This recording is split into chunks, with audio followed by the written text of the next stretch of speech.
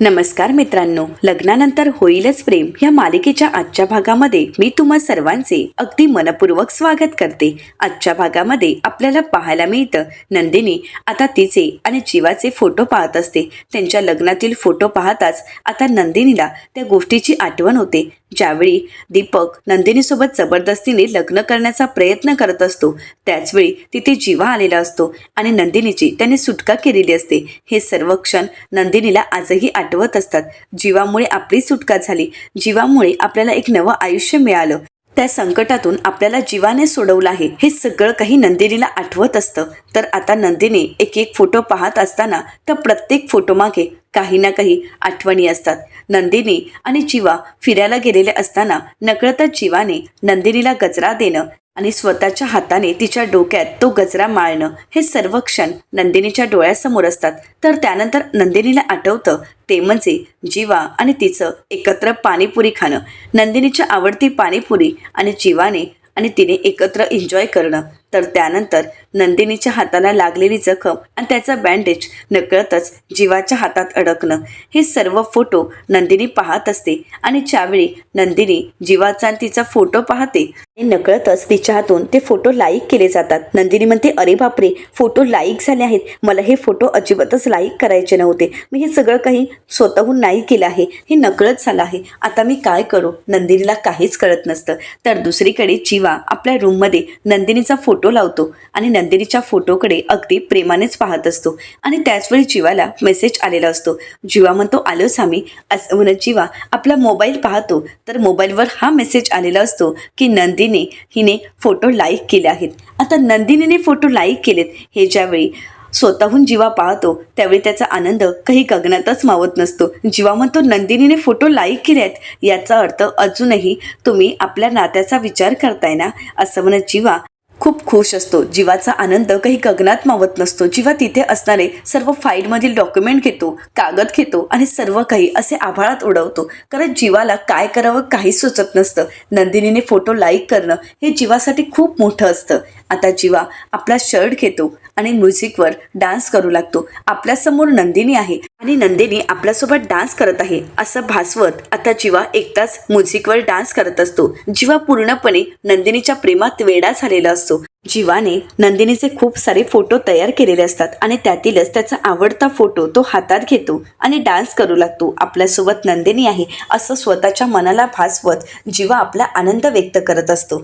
नंदिनीचा photo त्याच्या सतत डोळ्यासमोर असतो। नंदिनीचा फोटो पाहता जीवाला त्याच्याही प्रेमाच्या आठवणी जाग्या होतात। नंदिनी आणि त्याचं बाहेर फिरायला गेलेल्या असताना अचानक पाऊस येणं आणि त्यामध्ये नंदिनी जीवाला बिलगणं, ती घाबरणं आणि जीवाच्या कुशीत शांत होणं हे सगळं काही जीवाला आठवत असतं। ते सर्व क्षण जीवाच्या समोर असतात।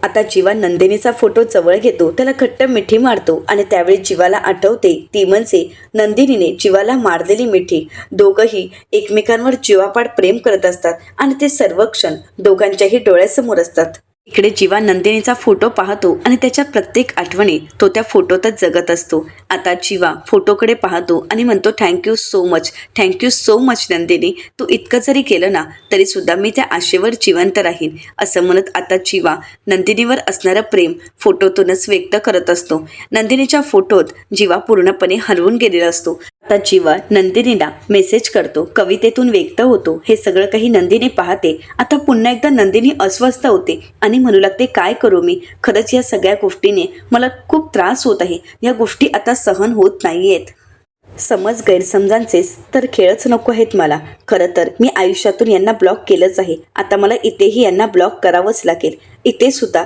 यांच्यासोबतचा मला संबंध तोडावाच लागेल, तेही ब्लॉक करावंच लागेल, नको ते नसते मोह आणि पुन्हा पुन्हा एकमेकांच्या आयुष्यात डोकावणं, असं म्हणत नंदिनी ठाम निर्णय घेते आणि जीवाला ब्लॉक करते। तर दुसरीकडे पाहायला मिळतं जीवा म्हणू लागतो, काय मग आपले अजून कोणकोणते फोटो लाईक केलेस, चेक करू का एकदा, असं म्हणत आता जीवा मोबाईलमध्ये नंदिनीने कोणते फोटो लाईक केले आहेत ते चेक करतो। परंतु त्याचवेळी जीवाला आता नंदिनीची प्रोफाईलही दिसत नसते। जीवा म्हणू लागतो, हे काय, नंदिनीची प्रोफाईलही दिसत नाहीये। आता जीवाच्या लक्षात येतं, जीवा म्हणतो, हिने ब्लॉक केलंय का मला, असं म्हणत जीवा एकदा चेक करतो। जीवा म्हणतो, हो, बाकी सर्व तर प्रोफाईल दिसतच आहेत, म्हणजे हिने नक्कीच मला ब्लॉक केलं असावं। जीवा म्हणतो अरे यार असं म्हणत आता जीवा नंदिनीच्या फोटोकडे पाहतो आणि म्हणतो अशी काय करतो, एकदा फोटो लाईक करतेस त्यानंतर मला ब्लॉक करतेस, नक्की काय चाललंय तुझं, मला तर काहीच कळत नाही. पण काही झालं ना तरी मी प्रयत्न करणं सोडणार नाहीये चकाचक बाई, समजलं का, मी वाटेल तेवढे प्रयत्न करेल आणि तुला मिळवणारच, असं म्हणत जीवाने आता ठाम निश्चय केलेला असतो. जीवा नंदिनीच्या फोटोकडे पाहतो आणि म्हणतो काय करू, आठवण येते, कॉल करू का लगेच, असं म्हणत जीवा आता नंदिनीला फोन करतो. तर दुसरीकडे नंदिनी जीवाच्या आठवणींमध्ये हरवून गेलेली असते. सतत तिला जीवाची आठवण येत असते, तिला तो दुरावा सहन होत नसतो आणि त्याचवेळी नंदिनीला जीवाचा फोन आलेला असतो. नंदिनीच्या फोनची बेल वाजते, नंदिनी पाहते तर नाव असतं पसारेवाला. आता मात्र नंदिनीला काय करावं काहीच कळत नसतं, फोन उचलावा की फोन कट करावा. नंदिनी फोनकडे पाहू लागते. आता नंदिनी फोन उचलत नसते पण जीवा मात्र आपले प्रयत्न चालूच ठेवतो. जीवा सतत फोन करतो आणि शेवटी नाईलाजाने नंदिनी फोन उचलते आणि म्हणते काय चाललंय तुमचं, तुम्ही मला त्रास का देत आहात, मी तुम्हाला सोशल मीडियावर ब्लॉक केला आहे, याचा अर्थ काय आहे हे तुम्हाला कळत नाहीये का. तर जीवा म्हणतो कळतंय ना, या सगळ्याचा अर्थ मला कळतोय, पण त्याआधी तू आपले फोटो लाईक केलेस, त्या लाईकच्या हार्टमध्ये ना मला तुझं हार्ट दिसतंय चकाचक बाई, असं म्हणत आता जीवा रोमॅन्टिक झालेला असतो आणि नंदिनीशी खूप रोमॅन्टिकपणे बोलत असतो. परंतु नंदिनी मात्र खूप चिडलेली असते. तर जीवा नंदिनीला म्हणतो ते हार्ट पाहिलं आणि जाणवलं की आपलं अजूनही हार्ट टू हार्ट कनेक्शन आहेच. तर आता नंदिनी म्हणते झालं तुमचं, झालं असेल तर आता मी बोलू का. जीवा म्हणतो विचारतेस का चकाचक बाई, अगं तुझ्यासोबत बोलण्यासाठीच तर मी फोन केला आहे, बोल तुला जे बोलायचंय ते मनसोक्त बोल, मला तुझ्याशी खूप काही बोलायचंय, पण त्या अगोदर तुला माझ्याशी काय बोलायचंय हे मला जाणून घ्यायचं आहे. तर आता नंदिनी म्हणते मला हेच सांगायचं आहे की तो फोटो मी ठरवून लाईक केला नाही, तो माझ्याकडून चुकून झाला आहे, नकळत झाला आहे. तर जीवा म्हणतो हरकत नाही, चुका माणसांकडूनच होतात चकाचक बाई, समोरच्याला मोठ्या मनाने माफ करणं यालाच तर माणुसकी आणि प्रेम म्हणतात आणि मला नाही वाटत की तू काही चुकीचं केलंयस. अशा चुका वारंवार होत राहू देत, मला आवडेल. मला खरं सांग चकाचक बाई, तुला आता माझी आठवण येत नाहीये का. आता जीवाच्या या प्रश्नाने नंदिनी शांतच होते. जीवा म्हणतो सांग, मला सुद्धा जाणून घ्यायचं आहे की खरंच तुला माझी आठवण येत आहे की नाही. मला माहीत आहे नक्कीच तुला माझी आठवण येत असणार, कारण आठवण येत होती म्हणूनच तू आपले फोटो पाहिलेस ना, नकळतच का होईना ते फोटो लाईक झालेत, परंतु ते तू फोटो पाहिलेस ना. आता मात्र नंदिनी शांतच होते. जीवा म्हणतो मला माहीत आहे नकळत का होईना, पण तुझ्या मनात माझा विचार आलाच. आता जीवा कवितेतून व्यक्त होत नंदिनीसमोर आपलं प्रेम व्यक्त करतो आणि म्हणतो वारे वारे किती पसारे, मांडून बसलो सारे, आवरणे आणि सावरणे माझ्या तुझ्यामध्ये, 100चे 5 गजरे आता गंधाळलेले, वडाभोवती लाख फेरे माझ्या तुझ्यामध्ये, असं म्हणत आता जीवा नंदिनीला फार्म हाऊसवर दोघांनी एकत्र मिळून केलेल्या कवितेची आठवण करून देतो, त्यांच्या प्रेमाची आठवण करून देत असतो. तर नंदिनी जीवाला म्हणते बस बस कर, आता मला खरंच काही ऐकायचं नाहीये. तर जीवा म्हणतो का, कारण हे ऐकल्यानंतर जाणवतं का की तुझं माझ्यावर किती प्रेम आहे आणि माझं तुझ्यावर किती प्रेम आहे, या प्रेमाची जाणीव होते का तुला. तुझं माझ्यावर प्रचंड प्रेम आहे या गोष्टीची तुला सतत जाणीव होत असेलच ना. अजूनही तुझा जीव माझ्यातच चढलेला आहे हो ना, अजूनही माझं नाव घेतलं की श्वास अडतो हो ना. आता नंदिनी जीवाशी काही न बोलता रागाने जीवाचा फोन ठेवून देते. तर इकडे जीवाने नंदिनीसमोर आपलं प्रेम व्यक्त केलेलं असतं. आता जीवा नंदिनीच्या फोटोकडे पाहतो आणि म्हणू लागतो मला माहीत आहे चकाचक बाई, तुझं माझ्यावर खूप प्रेम आहे, अगदी जीवापाड प्रेम करतेस, पण ते तू मान्य करत नाहीयेस. तुझं माझ्यावर असणारं प्रेम तुझ्या हृदयाच्या एका कोपऱ्यात तू बंद करून ठेवलंयस, परंतु एक दिवस तेही प्रेमाचं कुलूप तू उघडशील आणि नक्कीच माझ्यासमोर तुझं असणारं प्रेम व्यक्त करशील हो ना. असं म्हणत जीवा नंदिनीच्या फोटोकडे पाहत आपलं प्रेम व्यक्त करत असतो आणि नंदिनीच्या प्रेमाची वाट पाहत असतो. तर जीवा पुढे म्हणू लागतो खरंच किती सुंदर कविता केली होती आपण आपल्या प्रेमावर, असं म्हणत जीवा त्या सर्व आठवणी जागवत असतो. त्या सगळ्या आठवणी जीवाला आठवत असतात. तर जीवा कवितेतून व्यक्त होत म्हणतो एक टॅटू कोरला होता कधी काळी, एक टॅटू कोरला होता कधी काळी, पण मेहंदी उडली होती माझ्या तुझ्यामध्ये, पण मेहंदी उडली होती माझ्या तुझ्यामध्ये, 7 वचने 7 जन्मी बांधून घेऊ माझ्या तुझ्यामध्ये, लग्नानंतर होईलच प्रेम माझ्या तुझ्यामध्ये. तर दुसरीकडे पाहायला मिळतं आता मानिनीताई किचनमध्ये काम करत असतात. किचनमध्ये वावरत असताना मानिनीताईंना प्रत्येक क्षणाला काव्या आणि नंदिनी यांचा भास होत असतो. त्यांच्या आठवणी येत असतात. नंदिनी आणि मानिनीताई यांचं किचनमध्ये काम करणं, गप्पा गोष्टी करणं, ह्या सगळ्या आठवणी मानिनीताईंना आठवत असतं. नंदिनीचं सतत स्वयंपाकघरात असणं, वेगवेगळे पदार्थ बनवणं आणि सगळ्यांचा विचार करणं, ह्या सगळ्याच गोष्टी मानिनीताईंच्या डोळ्यासमोर असतात. तर काव्याने पार्थसाठी सिनेमन कॉफी बनवणं, एवढंच काय तर काव्याला मानिनीताई जेवण बनवायला शिकवणं, हे सर्व क्षण आजही मानिनीताईंच्या डोळ्यासमोर असतात. किचनमध्ये वावरत असताना त्या दोघी आपल्यासोबत नाहीत, ही गोष्ट त्यांना सहन होत नसते. आज किचनमध्ये वावरत असताना आपल्या दोन्ही मुली आपल्यासोबत नाहीत, या गोष्टीचा विचार करताच मानिनीताईंचे डोळे पाणवतात, त्यांचे अश्रू अनावर होतात. तर त्याचवेळी विक्रम त्या ठिकाणी येतात आणि मानिनीताईंचे डोळे पुसतात, त्यांना सावरतात आणि म्हणू लागतात, प्लीज मानिनी, रडू नकोस. या सगळ्यामध्ये तू स्वतःला त्रास करून घेऊ नकोस. मानिनी, माझी खात्री आहे की सगळं काही नीट होणार आहे. मानिनी, मला माहीत आहे तुला काव्या आणि नंदिनीची आठवण येते ना. तुमचं असं एकत्र किचनमध्ये येऊन चहा बनवणं, जेवण बनवणं आणि सगळ्यांना खूप छान छान खाऊ बनवून खाल्णं, गप्पा गोष्टी आणि आम्हा पुरुषांविषयी गॉसिप करणं, या सगळ्याच गोष्टी तू मिस करतेस ना. किचनमधला रोजचा तुमचा कारभार, तुझा आणि तुझ्या सुनांचा, आजही तू मिस करतेस ना. तर मानिनीताई म्हणतात, हो, ते सर्व क्षण मी आजही मिस करते. आजही ते सर्व क्षण माझ्या डोळ्यासमोर आहेत. कारण माझ्या सुनांसोबतचं माझं किचनमध्ये वावरणं, कोणाला काय आवडतं, कोणाला काय नाही आवडत, या सगळ्या गोष्टी मी त्यांना शिकवणं आणि हळूहळू त्या सर्व गोष्टी त्या दोघींनी आत्मसात केल्या होत्या. त्या सगळ्या गोष्टी त्यांना अगदी बरोबर माहीत होत्या. सुरुवातीच्या काळात मी त्यांना शिकवलं, पण हळूहळू त्यांनीच मला सगळ्या गोष्टी शिकवल्यात. आणि नंतर मात्र सगळ्यांच्या आवडीनिवडी, कोणाला काय आवडतं, कोणाला काय नाही आवडत, हे सगळं काही नंदिनीला कळायला लागलं आणि सगळं काही ती अगदी नीट पूर्णपणे पार पाडायची. किचनची जबाबदारी नंदिनीकडे दिली म्हणजे मी मात्र मुक्त असायची, कारण नंदिनी किचनची जबाबदारी उत्तम पार पाडायची. आणि पुढे जाऊन काव्यासुद्धा हळूहळू किचनमध्ये मला मदत करायला यायची. पहिल्यापासूनच काव्याला जेवणाची आवड नव्हती, परंतु इथे आल्यानंतर तिने त्या गोष्टी शिकून घेतल्या. हळूहळू किचनमधल्या सगळ्या गोष्टी ती शिकू लागली होती. इथे आल्यानंतरच पहिल्यांदा तिने पार्थसाठी खिचडी बनवायला शिकली होती. पार्थच्या आवडीनिवडी जपण्यासाठी ती प्रयत्न करत होती. काव्याला मुळातच अभ्यासाची आवड, परंतु त्यातही ती वेळ काढून माझ्यासोबत इथे स्वयंपाकघरात असायची. आणि त्या दोन्ही मुली असल्या की खरंच वेळ कसा निघून जायचा काहीच कळायचं नाही.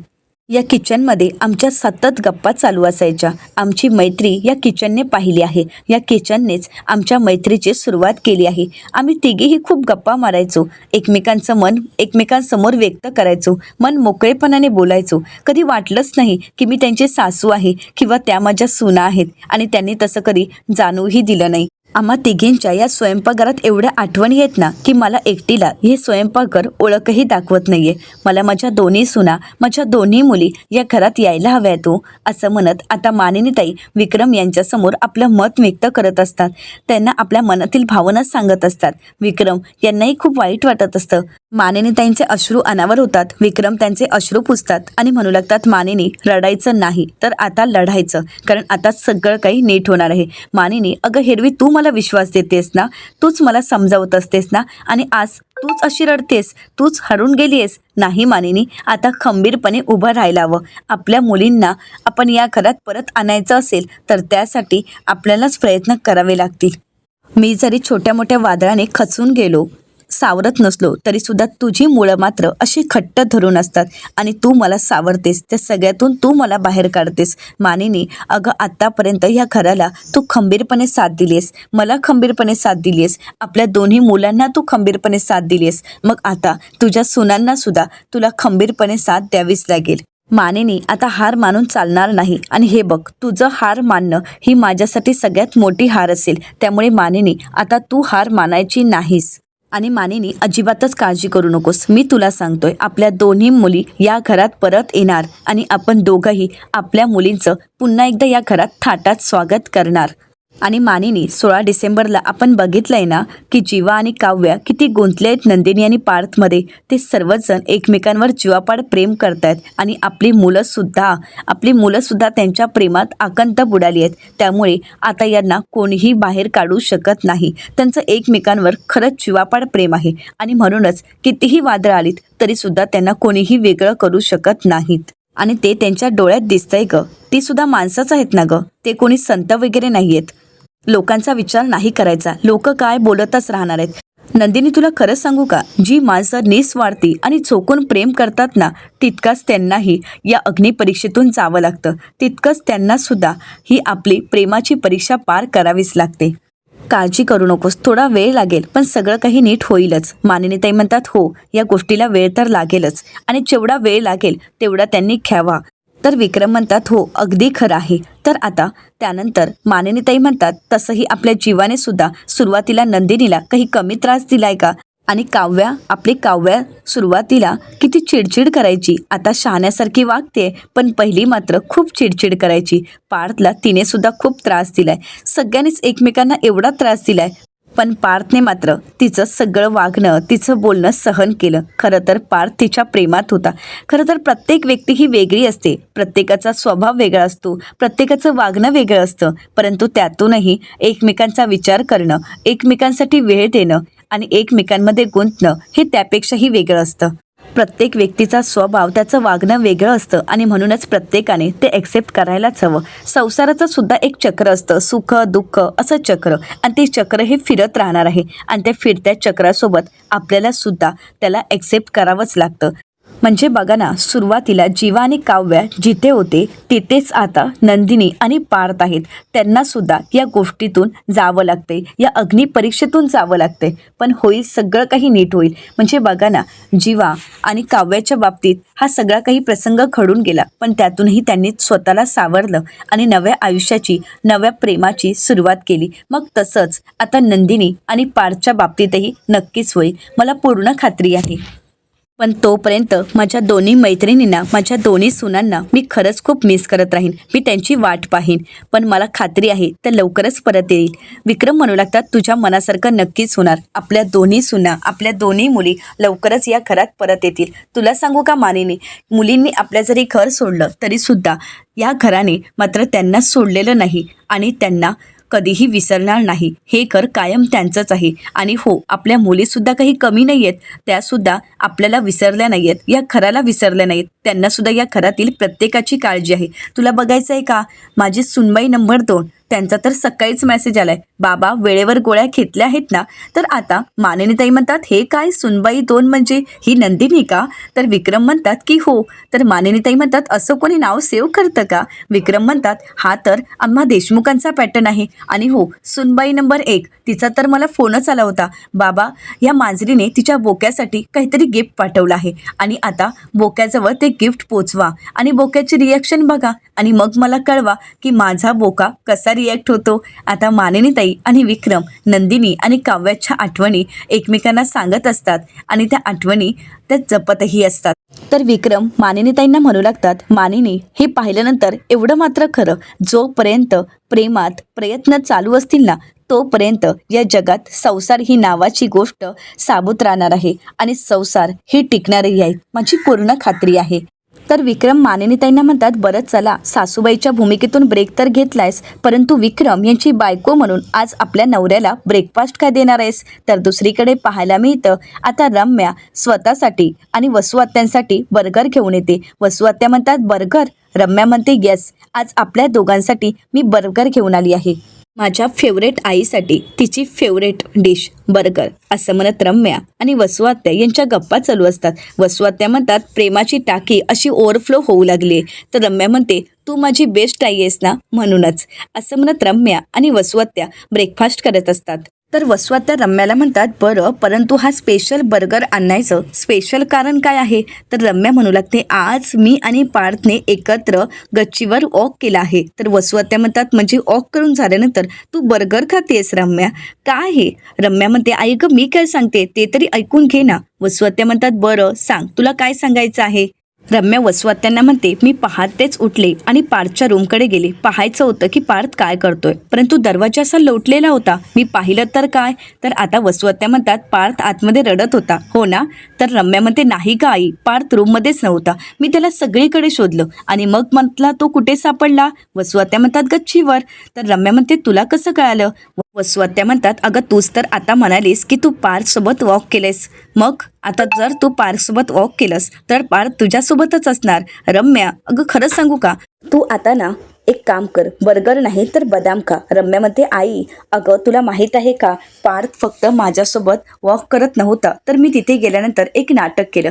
काव्याने माझा हात धरला होता, माझा हात खूप दुखतोय असं म्हणताच लगेच पार्थने माझा हात हातात घेतला आणि हाताचे एक्सरसाइज करून घेतलेत. आई अगं तुला सांगू का, कितीतरी वर्षानंतर पार्थने माझा हात हातात घेतला. मला असं वाटत होतं की कितीतरी वर्षानंतर माझा पार्थ मला मिळाला आहे आणि यातच मी ठरवलं की आता काही झालं तर या मैत्रीचं रूपांतर प्रेमात करायचं. लवकरच पार्थचा हात कायमचा हातात घ्यायचा. तर वसुआत्या म्हणतात, रम्या तुझं हे स्वप्न ती मांजर पूर्ण करू देईल का? अगं कधी कधी मला तिला पाहिल्यानंतर खरंच खूप भीती वाटते. ती काय करेल काहीच सांगता येत नाही. तर रम्या म्हणते, आई ती जर मांजर असेल ना तर मग मी वागीन वागीन. आता काही झालं तरी तिला मी पार्थच्या आयुष्यातून कायमचा दूर करणार. काल आली होती या घरात, परंतु यापुढे मी तिला या घरात येऊ देणार नाही. तसं मी वॉचमॅनला सुद्धा सांगणार आहे. आई तू एक काम कर, तू मामाशी बोल. पार्थचा डिवोर्स लवकरात लवकर होऊन त्याच्या आयुष्यात आता मला प्रवेश करायचा आहे. त्यामुळे लवकरात लवकर तू पार्थचा डिवोर्स आणि माझ्या लग्नाचा प्रस्ताव मामासमोर मांड. वसुआत्या म्हणतात, रम्या एवढी घाई करून चालणार नाही. आता सगळं काही आपल्या मनासारखं होतंय ना, मग आता योग्य संधीची वाट पाहायची. आता लवकरात लवकर ज्याप्रमाणे सरत्या वर्षात या चौघांचं आयुष्य उद्ध्वस्त केलं, त्या चौघांनाही एकमेकांपासून वेगळं केलं, तसंच नव्या वर्षाची सुरुवात ही तुझ्या आणि पार्थच्या नात्याची असेल असं म्हणत वसुआत्यांनी पुढचा प्लॅन आखलेला असतो. तर येणाऱ्या पुढील भागामध्ये आपल्याला पाहायला मिळतं, आता जीवा बरं नसल्याचं नाटक करतो तर मानिनीताई आता नंदिनीला फोन करतात आणि म्हणतात, नंदिनी अगं जीवाला बरं वाटत नाहीये, तू येतेस का इकडे? तर नंदिनी म्हणते, मी आता जीवांनाच फोन करणार होते, मला त्यांना भेटायचं आहे. तर दुसरीकडे पाहायला मिळतं, पार्थसाठी आता काव्याने एक पेस्ट्री पाठवलेली असते. तर आता ते पार्थ देशमुख विचारतात, तर पार्थ म्हणतो, मी तर कोणतं पार्सल मागवलंच नाहीये. तर ते आता काव्याला फोन करतात.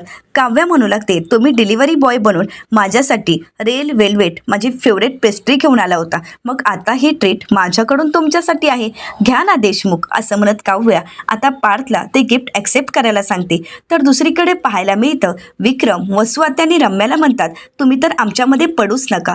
खरं तर या सगळ्याची सुरुवात झाली ती योग्यच झाली. यांचा भूतकाळ सर्वांसमोर आला हे योग्यच झालं. वेळेवरच सगळं काही कळालं, पण मला एक कळत नाहीये की ते अश्लील फोटो इथे आलेच कुठून. आता मात्र वसुआत्या आणि रम्या घाबरतात. आता या सगळ्याचा शोध विक्रम कशा प्रकारे घेतील हे पाहणं अतिशय रंजक ठरणार आहे. अशाच मालिकांचे नवनवीन अपडेट पाहण्यासाठी चॅनलला नक्कीच सबस्क्राईब करा. आजचा हा व्हिडिओ आवडला असेल तर व्हिडिओला नक्कीच लाईक करा. व्हिडिओ पाहिल्याबद्दल तुम्हा सर्वांचे अगदी मनपूर्वक धन्यवाद.